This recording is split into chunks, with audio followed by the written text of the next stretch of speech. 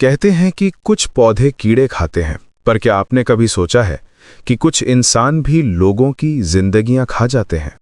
दत्त साहब एक ऐसे बाप थे जिन्होंने अपनी बेटी के लिए एक दामाद चुना था, पर जब उन्होंने पता चला कि वो दामाद किसी और की धुन पर नाच रहा है, तो उन्होंने जो किया वो किसी ड्रोसेरा के जाल जैसा था।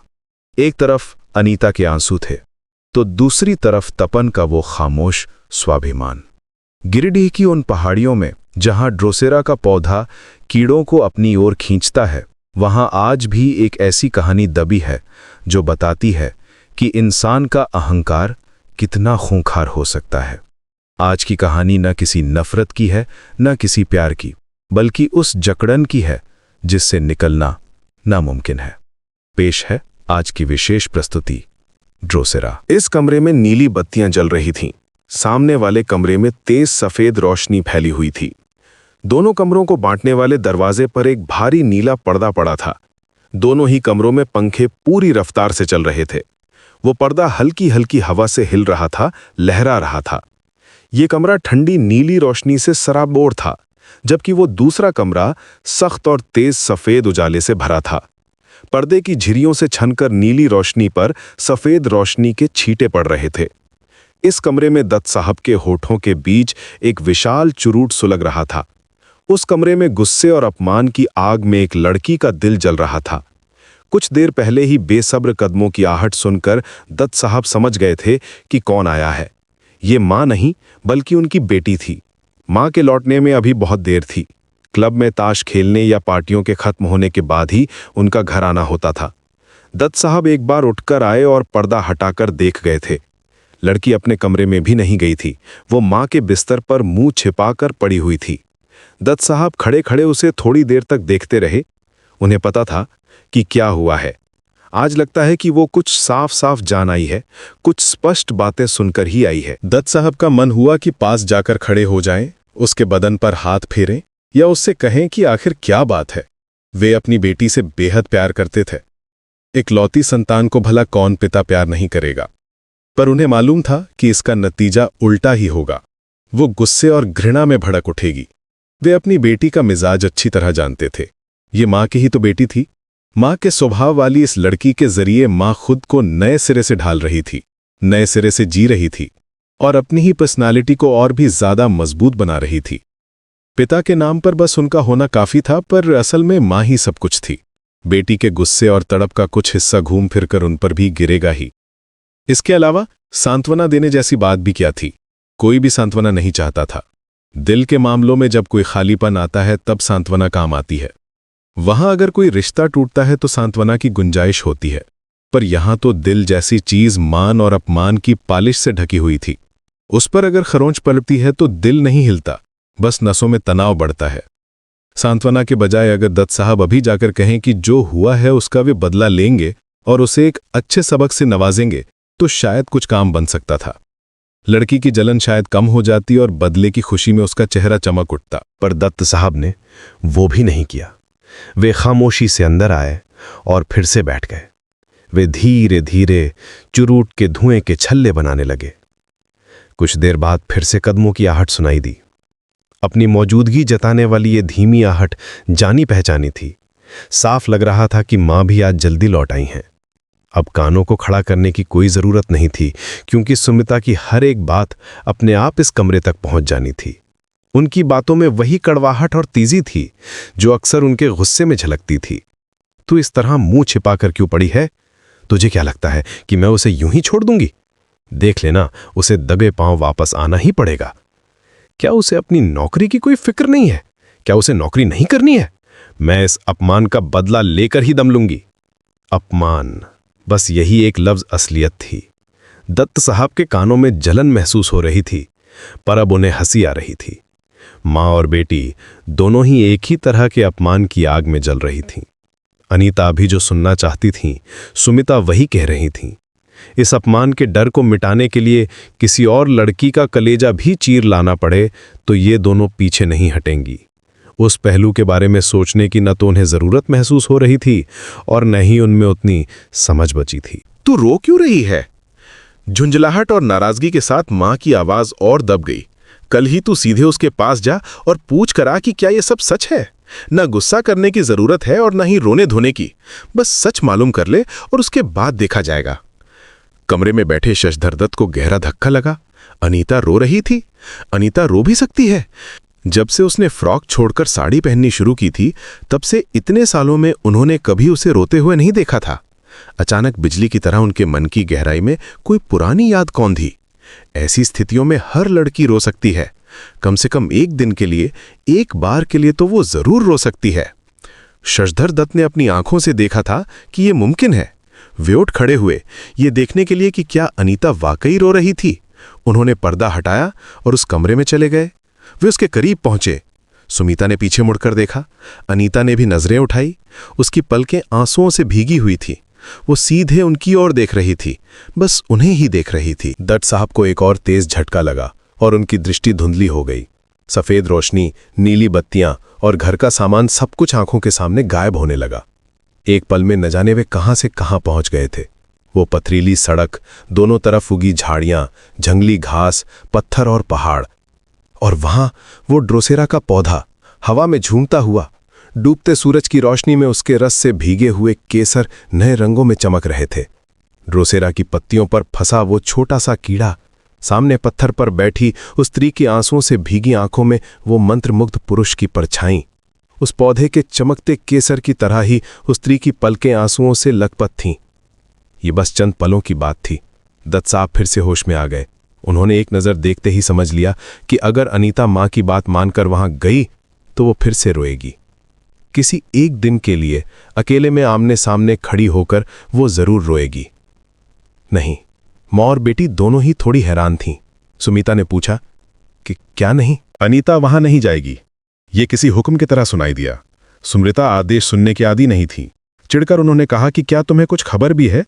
मिसेस भंज ने मजाक में पूछा था कि शादी कब हो रही है। तब तपन ने उन्हें साफ साफ बता दिया कि वो यहां शादी नहीं करने वाला। क्या तुमने सुना है? सुना नहीं, समझ गया हूं। समझकर भी क्या कर रहे हो? क्या बैठकर मजा देख रहे हो? आखिर इतनी बड़ी गुस्ताखी उसकी कैसे हो गई? दत्त साहब ने ठंडी आवाज में कहा कि ऐसा हो सकता है, इसका इशारा मैंने तुम्हें बहुत पहले ही दे दिया था। मिसेस दत्त का सारा गुस्सा मानुपति पर ही उतर आया। उन्होंने कड़वाहट से झल्लाकर कहा कि तो फिर और क्या, अब खुद खड़े होकर अपने उस चहेते बेटे की शादी उस क्लर्क की लड़की से करवा दो। जैसी नजर वैसी ही रुचि, सोचकर ही बदन में आग लग जाती है। अनीता दूसरी तरफ मुंह फेरकर बैठी थी। अब पिता पर अपना बेपनाह गुस्सा जाहिर करते हुए वो उठकर तेजी से अपने कमरे में चली गई। दत्त साहब ने उस तरफ एक पल के लिए देखा।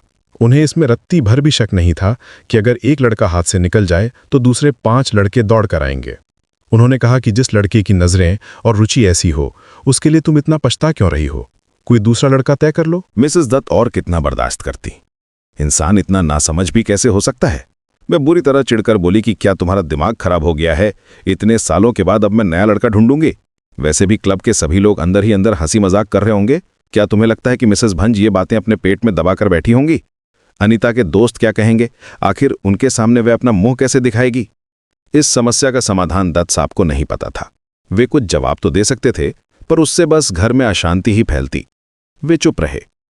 बैठो और जो कह रहे उसे ठंडे दिमाग से सुनो। मिसेस दत्त में जो करना था वो तय कर लिया था। अनीता नहीं जाती तो न सही, उसका न जाना ही बेहतर है। पर कल तुम तपन को बुलाकर पूछो कि ये सब बातें हमारे कानों तक क्यों आ रही हैं। तुम्हारी इस भलमनसात नहीं उसे सिर चढ़ा रखा है, वरना इतनी हिम्मत उसकी कैसे हो गई? उसे बुलाकर अच्छी तरह समझा दो।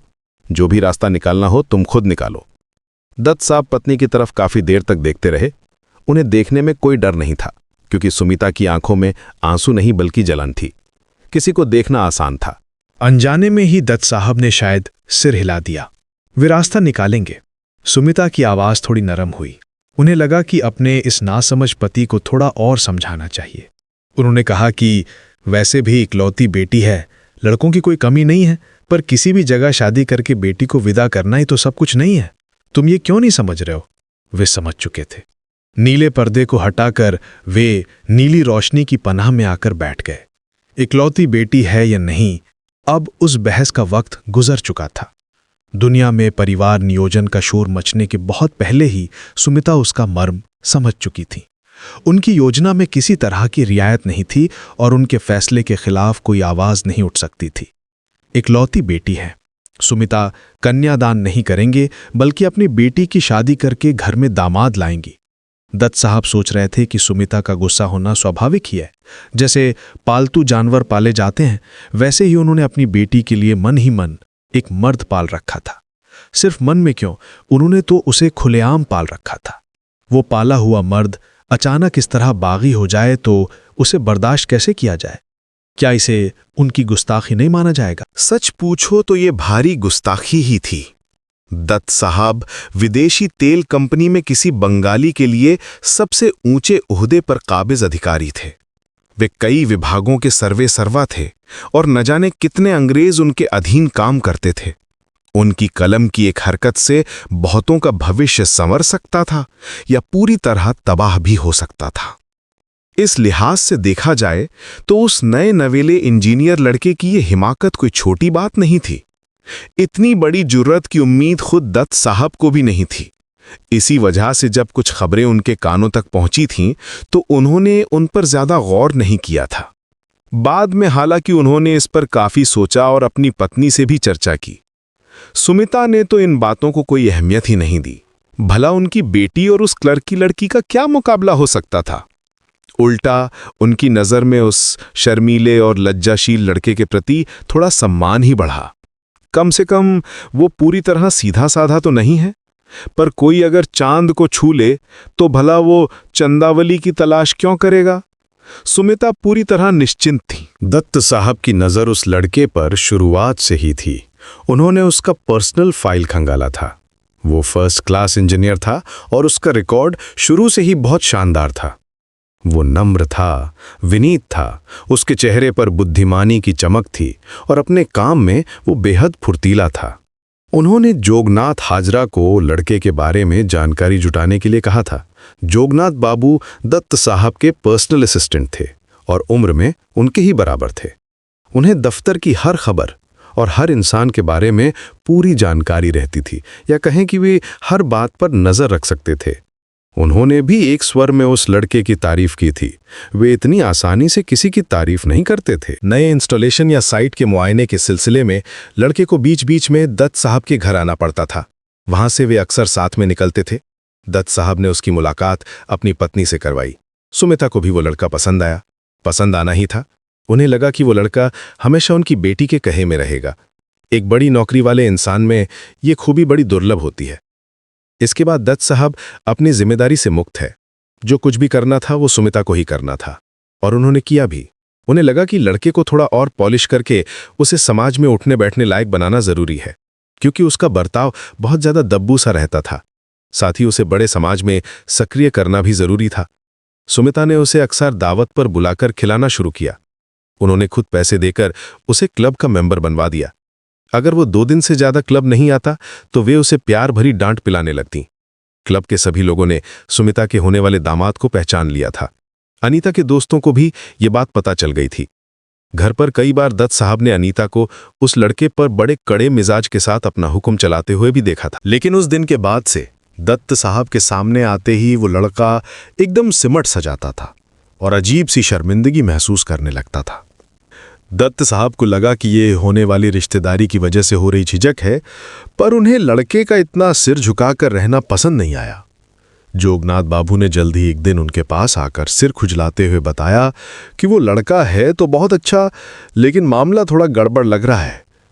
दत्त साहब ने पूरी बात सुनी, पर उन्हें कुछ खास गड़बड़ नहीं लगी। पता चला कि उनके होने वाले दामाद तपन की इस दफ्तर की ही एक क्लर्क लड़की के साथ थोड़ी ज्यादा ही जान पहचान है। उन्होंने छानबीन की तो पता चला कि उन दोनों के बीच काफी पुरानी दोस्ती है। दफ्तर की ही लड़की है। कैसी है? क्या बहुत खूबसूरत है? कुछ खास नहीं है तो फिर क्या बात है? आखिर उनकी बेटी और एक क्लर्क की लड़की में जमीन आसमान का अंतर है। सुमिता की तरह चांद और चंदावली वाली उपमा तो उनके मन में नहीं आई, पर उन्हें वो फासला साफ नजर आया।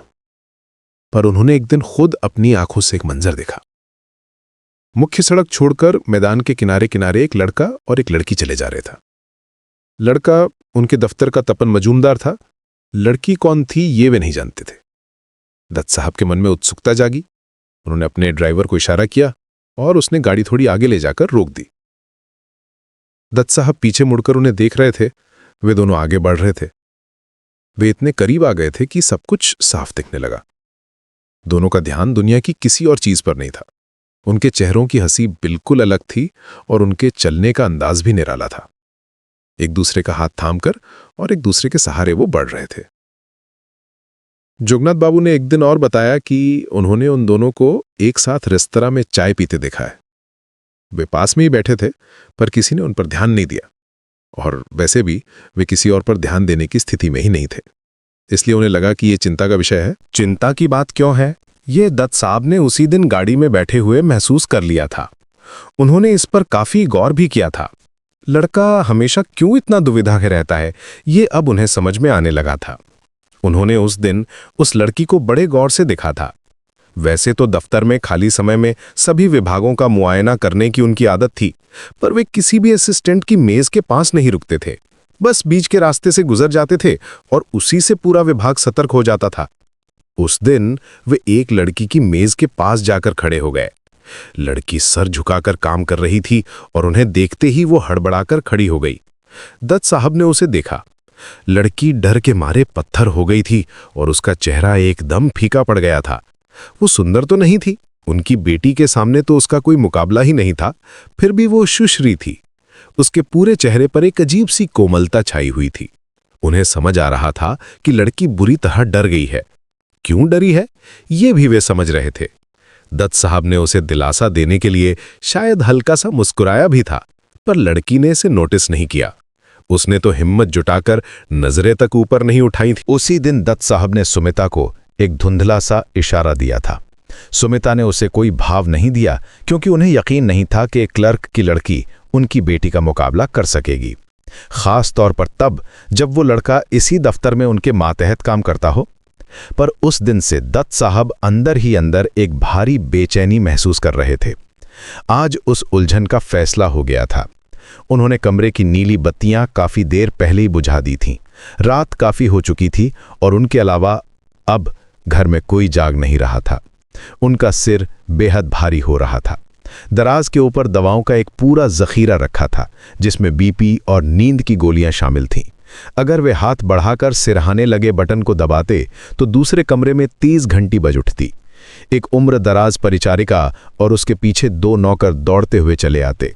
सुमिता की दत्त साहब की सेहत पर कड़ी नजर रहती थी और पैसों के बदले जितनी भी सेवा शुश्रूषा खरीदी जा सकती थी उसका पूरा इंतजाम था। पर दत्त साहब रात के वक्त किसी को भी परेशान करना पसंद नहीं करते थे। वे कभी कभार बस अपनी नौकरी बनाए रखने और मालकिन की नजरों में बने रहने के लिए उन नौकरों को बुलाते थे। आज रात के सन्नाटे का भारीपन उन्हें शिद्दत से महसूस हो रहा था। उन्होंने सोचा कि क्या किसी को बुलाकर दवा लूं। आखिर में खुद ही उठकर एक गिलास पानी पी लिया। उन्होंने अनीता को तपन के पास जाने से मना किया था, पर सच तो ये है कि वे खुद ऐसा नहीं करना चाहते थे। किसी ने मानो उनसे ये जबरदस्ती करवाई थी। सुमिता का आदेश था कि उन्हें कुछ ना कुछ करना ही होगा। लड़के को बुलाकर अच्छी तरह समझाना होगा, उससे हिसाब किताब मांगना होगा और उसकी इस हिमाकत को कुचलना होगा। पर वे आखिर क्या करते? उनके पास करने को था ही क्या? उन्होंने उस सीधी साधी लड़के में इतनी इच्छा शक्ति की उम्मीद नहीं की थी। क्या वे उस लड़के की ताकत के आगे अपनी ताकत का इस्तेमाल करते? वे आखिर कुछ भी नहीं कर पाए। अगले दिन उन्होंने बस दफ्तर में उसे अपने कमरे में बुलाया और 2 दिनों के लिए किसी बाहरी इलाके में प्लांट के मुआयने के लिए भेज दिया। उन्होंने बस इतना ही किया, और शायद वे ये भी नहीं करते। अगर वे अनीता को रोते हुए नहीं देखते तो शायद कुछ भी ना करते। उस लड़के में वाकई जबरदस्त इच्छा शक्ति थी, पर अनीता की आंखों में भी आंसू थे। एक बार उन्होंने एक बर्र को ड्रोसेरा की पत्ती पर बैठते देखा था। उस बर्र के पास डंक होता है, पर क्या उसे तब याद रहा होगा कि वो कहां बैठी है? 2 दिनों के लिए वे निश्चित थे। ये सोचने के लिए उन्हें 2 दिन का वक्त मिल गया था। वो शनिवार का दिन था और अगला दिन रविवार। अगर वे लड़के को बाहर नहीं भेजते तो इन छुट्टियों के दिनों में सुमिता उसे जरूर बुला लेती। उनकी पत्नी कहने के लिए तो उन पर भरोसा जताती थी, पर वे हकीकत में उन पर बिल्कुल भी निर्भर नहीं थी।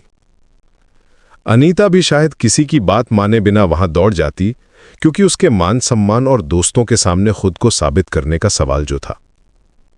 और दत्त साहब को इस बात का पक्का यकीन था कि अगर अनीता वहां गई तो वो फिर से रोएगी। घर लौटते ही सुमिता ने पूछा कि आखिर क्या हुआ। वो यहां नहीं है, शहर से बाहर गया है। वो कब तक लौटेगा? सोमवार के आसपास। मां बेटी दोनों उनकी तरफ देख रही थीं और उन्हें शायद लग रहा था कि वे उनके लिए कुछ न कुछ जरूर करेंगे।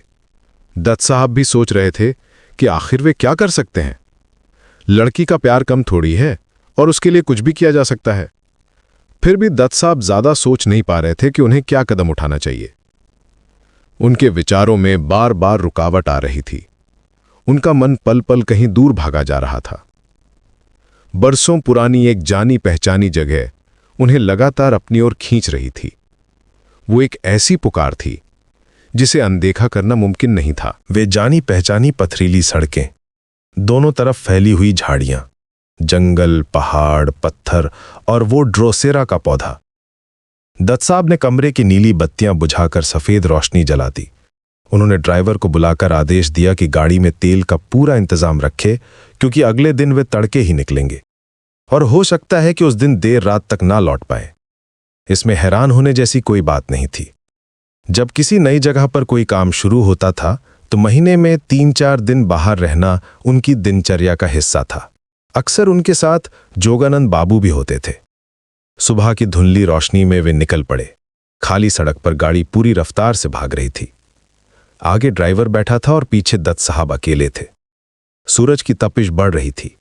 समय बीत रहा था और करीब 12 बजे के आसपास दत्त साहब बड़े उत्सुक मन से सड़क के दोनों ओर देखने लगे। वही जानी पहचानी राह थी। पत्थर और पहाड़ का वो इलाका था जिससे उनका बरसों पुराना गहरा रिश्ता था, और न जाने कैसे वे उस जगह से दूर हो गए थे। उन्होंने ड्राइवर को गाड़ी रोकने का इशारा किया और नीचे उतर गए। पगडंडी पकड़कर वे एक जगह पहुंचे और पत्थर की मूर्ति की तरह स्थिर खड़े हो गए। यही वो जगह थी। सिर के ऊपर पहाड़ था और नीचे फैली जमीन पर ढेरों पत्थर बिखरे हुए थे। पास ही एक पतली सी जलधारा बह रही थी। उन्होंने बड़ी उत्सुकता से चारों तरफ देखा। वही पत्थर था, तख्ते जैसा विशाल और मजबूत पत्थर जो देखने में तांबे और काले रंग का मिला जुला सा लगता था। उसके सामने ही वो ड्रोसेरा का पौधा था। वो हवा में लहरा रहा था, कांप रहा था। ऐसा लगा मानो वो उन्हें पुकार रहा हो और उनका स्वागत कर रहा हो। दत्त साहब उस पत्थर पर जाकर खड़े हो गए। उनके रोंगटे खड़े हो गए थे। वे वहीं खड़े रहे और अपनी आंखें फाड़कर उसे वैसे ही देख रहे थे जैसे बचपन में देखा करते थे। वहां और भी कई पौधे थे, पर इस पत्थर पर खड़े होकर वे इसी पौधे को निहारा करते थे। वे उसकी पत्तियों को देख रहे थे। पत्तियों के चारों ओर निकले हुए वे लंबे और चमकदार केसर देख रहे थे जो रस से भीगे हुए और चिकने थे। गिरिडीह में उनके मामा का एक छोटा सा घर हुआ करता था। शशधर दत्त का पालन पोषण उन्हीं के संरक्षण में हुआ था। वे मामा के साथ साल में 4-5 बार यहां आया करते थे। जब वे स्कूल के छात्र थे तब मझले मामा उन्हें पहली बार इसी जगह लाए थे। मामा ने उन्हें ये ड्रोसेरा का पौधा पहचानना सिखाया था। कांटों की झाड़ियों जैसा छोटा सा पौधा जिसकी पत्तियां लंबी होती थीं और उनके चारों तरफ महीन केसर निकले होते थे। उन केसर से सफेद गोंद जैसा रस निकलता था और सूरज की रोशनी पड़ते ही वे अजीब तरह से चमकने लगते थे।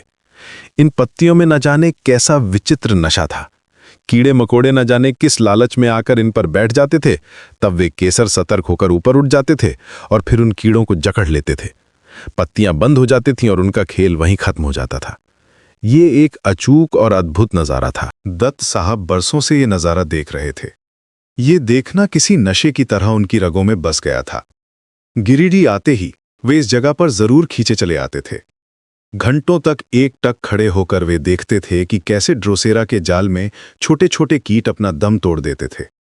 बचपन में एक बार उन्होंने अपनी उंगली वहां तक बढ़ाई थी तो वो पत्ता सतर्क हो गया था और उसके सभी केसर जाग उठे थे।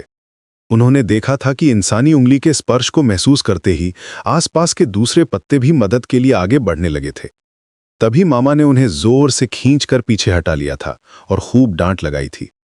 पर सच तो ये था कि उन्होंने जानबूझकर अपनी उंगली नहीं बढ़ाई थी। ड्रोसेरा में मानो इंसानों को बुलाने की एक अजीब सी शक्ति थी। उसे अपनी ओर खींचने का एक सम्मोहन था। कीड़े मकोड़े शायद वही पुकार सुनते थे। वे वहां आते थे और स्वेच्छा से खुद को समर्पित कर देते थे। वो स्वागत का नजारा ही दत्त साहब को समझ आता था और वही उनके भ्रम का कारण था। स्कूल की पढ़ाई खत्म करके जब वे कॉलेज पहुंचे और फिर यूनिवर्सिटी के दिनों में भी उनका उस जगह से रिश्ता और भी गहरा होता चला गया। वे वहां आए बिना रह ही नहीं सकते थे। उनके मामा उन पर हंसते थे और मामियां मजाक उड़ाती थी। गिरिडीह में उनके मामा के छोटे से घर के बगल में ही एक बहुत बड़ा बंगला था। वो बंगला इतना विशाल था कि उसके सामने उनका छोटा सा घर बौना लगता था। बचपन में वे सिंह बंगले से वैसे ही दूरी बनाकर रखते थे जैसे कोई जंगल में शेर से बचता है। वे दूर से ही उस घर की चहल पहल और शान शौकत को निहारा करते थे। उस सिंह बंगले की बेटी का नाम सुमिता सिंह था।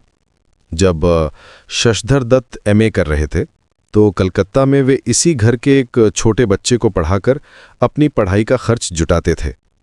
सुमिता को वे कभी कभार दूर से ही देख पाते थे। उस घर का प्राइवेट ट्यूटर होना तो किसी दया के पात्र जैसा था। वे कोने वाले कमरे में बैठकर अपनी पढ़ाई में डूबे रहते थे और समय होते ही पढ़ाने के लिए अंदर चले जाते थे। आखिर उनके पास था ही क्या? चेहरा मोहरा तो अच्छा था ही, सब लोग उन्हें सुंदर और नेक इंसान कहते थे, पर पैसों के जोर पर कितनी ही खूबसूरती क्यों ना खरीदी जा सकती हो, उनकी अपनी कोई औकात नहीं थी। फिर भी एमए का नतीजा आते ही घर के मालिक और मालकिन की निगाहें उन पर टिक गईं। ऐसी परीक्षा में तो हर साल कोई ना कोई फर्स्ट आता ही है, पर ऐसी उलझन में भला कितनों को मौका मिलता है। कलकत्ते वाले घर में चापलूसों की कोई कमी नहीं थी और उन्हीं के जरिए ये खबर उन तक पहुंची थी। सिंह साहब ने अपनी मर्जी के मुताबिक बहुत रसूख देखकर अपनी बड़ी बेटी की शादी की थी, पर वो शादी सुखद नहीं रही। इस बार वे दामाद लाएंगे नहीं, बल्कि एक दामाद खरीदेंगे। और वो सौभाग्य पाने की संभावना उन्हीं के नाम थी। उनकी खातिरदारी बढ़ गई। सुमिता छल कपट का सहारा लेकर उनके करीब आने लगीं। मौका मिलते ही वे अपनी मर्जी थोपने की कोशिश भी करतीं। शशधर दत्त भारी मुसीबत में फंस गए थे। ये घर, वहां के तौर तरीके, वहां के मर्द और औरतें, सब कुछ उनके लिए एक पहेली जैसे थे। उनका अपना बैकग्राउंड और उनके मामा का घर तो इस घर से कोसों दूर था। जब मामा के पास ये प्रस्ताव पहुंचा तो वे खुशी से फूले नहीं समा रहे थे। सिंह बंगले के साथ रिश्तेदारी ये किस्मत का खेल नहीं तो और क्या था। उन्होंने सुना था कि शादी के बाद सिंह साहब दामाद को विलायत पढ़ाएंगे। उसके बाद भविष्य का क्या ठिकाना था। एक सुबह शशधर दत्त उस घर से भाग निकले और सीधे गिरिडीह पहुंच गए। आने से पहले उन्होंने सुमिता के एक चाचा को खबर भिजवा दी थी कि वे इस शादी के काबिल नहीं हैं। उन्होंने नम्रता से कह दिया कि वे बहुत गरीब घर के लड़के हैं, सो उन्हें माफ किया जाए। मामा ने उन्हें बहुत समझाया, पर वे अपनी बात पर अडिग रहे। उन्हें कॉलेज में पढ़ाना था। ना तो सिंह साहब का दामाद बनने की उनकी इच्छा थी और ना ही विलायत जाने की। आखिर में मामा ने भी माफीनामा लिखकर पत्र भेज दिया, पर उन्होंने उन्हें माफ नहीं किया। जिन्हें पाने की उन्हें आदत हो, वे उसे इतनी आसानी से छोड़ते नहीं थे। उसी दिन शशिधर दत्त फिर से उसी पहाड़ के नीचे आए थे। वे उसी चौड़े पत्थर पर खड़े थे। अपनी आंखें फाड़ कर वे देख रहे थे कि कैसे ड्रोसेरा की पत्ती पर एक पतंगे का जीवन खत्म हो रहा था। उसके केसर जाग चुके थे और अब वे धीरे धीरे उसे पूरी तरह जकड़ने वाले थे। दत्त साहब चौंक कर पीछे मुड़े। उनके ठीक पीछे पत्थर पर सुमीता खड़ी थीं। उन्हें खबर थी कि आज बड़े बंगले पर काफी मेहमान आए हैं, पर यह नहीं पता था कि सुमीता भी यहां आ गई हैं। उन्हें भनक तक नहीं लगी कि सुमीता कब यहां पहुंच गईं। शशिधर दत्त कुछ पलों के लिए स्तब्ध और हतप्रभ रह गए, पर उसके बाद जो देखा उससे उन्हें गहरा सदमा लगा। सिंह बंगले की बेटी सुमीता की आंखों में आंसू थे। उनकी दोनों आंखों में पानी छलक रहा था। वे अनजाने में ही उनके करीब गए और सुमीता के कंधे पर हाथ रख दिया। उन्होंने उनकी आंखों में झांक कर देखा, फिर एक मूक और दर्द भरी चीख से उनका शरीर सिहर उठा। सुमीता की आंसुओं से भरी आंखों की पुतलियों में उनकी ही परछाई तैर रही थी। सुमीता की आंखें धीरे धीरे बंद हो रही थीं और उनकी उन पुतलियों में उनकी ही परछाई कैद होकर रह गई थी। ड्रोसेरा के केसरों की तरह सुमीता की नमी से भरी पलकें धीरे धीरे बंद हो रही थीं और वे उस खामोशी में कहीं खोती जा रही थीं। उन्होंने अपनी पूरी ताकत झोंककर एक बार खुद को उस खिंचाव से छुड़ाने की कोशिश की, पर वे ऐसा कर न सके। वो परछाई वहीं अटकी रह गई। सुमीता की आंखें पूरी तरह बंद हो गईं और वे उस सन्नाटे में ओझल हो गईं। अचानक एक समय दत्त साहब को होश आया और वे चौंक पड़े। सामने ड्रोसेरा की पत्ती पर एक तितली आकर बैठ गई थी। उसके चिपचिपे चमकदार केसर अब हरकत में आ चुके थे। अब उस तितली का बच पाना मुमकिन नहीं था। वे घबराकर अपनी गाड़ी की तरफ लपके। चलते चलते उन्होंने घड़ी देखी। वे पूरे 2 घंटे तक वहीं खड़े रह गए थे। उन्होंने सोचा था कि आज का दिन गिरिडीह में मामा के घर रुक जाएंगे। वहां अब मामा तो नहीं थे, पर ममेरे भाई थे जो उन्हें देखकर हैरान और खुश जरूर होते। पर दत्त साहब अब वहां नहीं जा सकते थे। उन्हें वापस लौटने की एक तीव्र और असहनीय हड़बड़ाहट महसूस हो रही थी। ऐसा लग रहा था कि अगर थोड़ी भी देर हुई तो सब कुछ हमेशा के लिए खत्म हो जाएगा। उन्हें कल नहीं, आज ही वापस लौटना था। अनीता शायद तपन से मिलने चली जाए। अगर वो उससे मिलेगी तो अनीता जरूर रोएगी और तपन अपनी फटी आंखों से उन आंसुओं को निहारेगा। वह करीब आकर देखेगा। उम्र के उस पड़ाव की सुमिता के मुकाबले इस उम्र की अनीता कहीं ज्यादा खूबसूरत दिखती है। वापसी के रास्ते पर गाड़ी दोगुनी रफ्तार से दौड़ रही थी। अगले दिन दफ्तर में उन्होंने तपन को अपने कमरे में बुलाया। लड़के के चेहरे को देखकर उन्हें हंसी आ रही थी। हालांकि वे हंस नहीं रहे थे। किसी बागी और जिद्दी लड़के की तरह वह मेज के उस पार सिर झुकाकर बैठा था। दत्त साहब को हंसी इसलिए आ रही थी क्योंकि उसने ड्रोसेरा नहीं देखा था। अगर देख लेता तो समझ जाता कि उसकी असलियत क्या है। उन्होंने बिना किसी भूमिका के ट्रांसफर ऑर्डर उसकी तरफ बढ़ा दिया। उसे पढ़कर वो लड़का बुरी तरह हैरान था। उसे कानपुर में डिविजनल इंजीनियर बनाकर भेजा जा रहा था। ये तो किस्मत ही थी। लड़का अपनी आंखें फाड़कर बस उन्हें निहार रहा था। दत्त साहब ने कहा कि 1-2 दिन के भीतर निकल जाओ, वहां के डिविजनल इंजीनियर तुम्हारे रिलीव होने का इंतजार कर रहे हैं। वे थोड़ा रुके और उनके गंभीर चेहरे पर हंसी की एक हल्की सी लकीर उभर आई। उन्होंने कहा कि यहां से अपनी मर्जी का कोई भी एक असिस्टेंट अपने साथ ले जा सकते हो, पर मेरी सलाह मानो तो उसे साथ ले भी जाओ तो उसे दफ्तर के किसी काम में लगाने की जरूरत नहीं है, क्योंकि तुम्हें अब उसकी कोई जरूरत नहीं है। खैर, अपना ख्याल रखना और तुम्हें बहुत बहुत शुभकामनाएं। दत्त साहब खुद ही कुर्सी से उठ खड़े हुए। वे एक बेहद व्यस्त इंसान थे और कहीं काम के सिलसिले में निकल रहे थे। बीते वक्त की धुंध में गिरिडीह के उन पहाड़ों की तलहटी में जब आप घूमने निकलेंगे तो वहां आसपास बनी कुटियाओं में रहने वाले लोग खुद ब खुद आपसे मिलने और बात करने के लिए आगे बढ़ेंगे। कुछ ही औपचारिक बातों के बाद वे आपको एक दिलचस्प किस्सा सुनाएंगे कि पहाड़ के उस ढलान पर कुछ बहुत अजीब से पौधे हुआ करते थे जो कीड़ों को खा जाते थे। फिर वे आपको बड़े आश्चर्य से बताएंगे कि किसी को नहीं पता कि किस ख्याल या सनक में आकर अचानक एक दिन कोलकाता से कोई बड़ा सा अधिकारी आया और अपने साथ कुछ लोगों को लेकर उन सारे पौधों को जड़ से उखाड़कर हमेशा के लिए खत्म कर गया। समाप्त।